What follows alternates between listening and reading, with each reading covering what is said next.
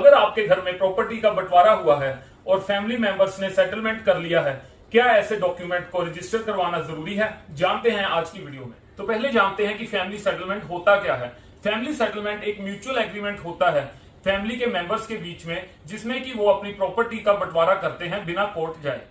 क्या family settlement को register करवाना जरूरी है? इसमें दो सिनेरियो आते हैं। पहला सिनेरियो ये है कि पार्टीशन पहले हो चुकी थी, लेकिन अब हम एक डॉक्यूमेंट बनाकर उस पार्टीशन को रिकॉर्ड कर रहे हैं, कोई नया टाइटल नहीं क्रिएट कर रहे। ऐसे केस में रजिस्ट्रेशन करवाना जरूरी नहीं है। इसको हम एक एग्जांपल की मदद से समझते हैं। समझिए कि 3 भाई हैं, उन्होंने 10 साल पहले अपना बंटवारा कर लिया था, सबके हिस्से में प्रॉपर्टी आ गई थी और उन्होंने उस पर कब्जा भी कर लिया था, लेकिन उस टाइम पर उन्होंने कोई डॉक्यूमेंट नहीं बनवाया था। लेकिन अब वो चाहते हैं कि उनका फ्यूचर में कोई डिस्प्यूट ना हो, इसलिए वो इस ट्रांजैक्शन को रिकॉर्ड करके रखना चाहते हैं। इसको हम बोलेंगे कि उन्होंने मीमो तैयार किया है, जो पहले पार्टीशन हो गई थी उसके लिए। तो इसकी रजिस्ट्रेशन करवाना जरूरी नहीं है, क्योंकि इसमें कोई न्यू टाइटल नहीं क्रिएट हो रहा। जो पहले बंटवारा हो गया था उसको ही रिकॉर्ड करके रखा जा रहा है। सुप्रीम कोर्ट ने भी रोशन सिंह वर्सेस जिले सिंह 1988 में इस बात को क्लियर किया है।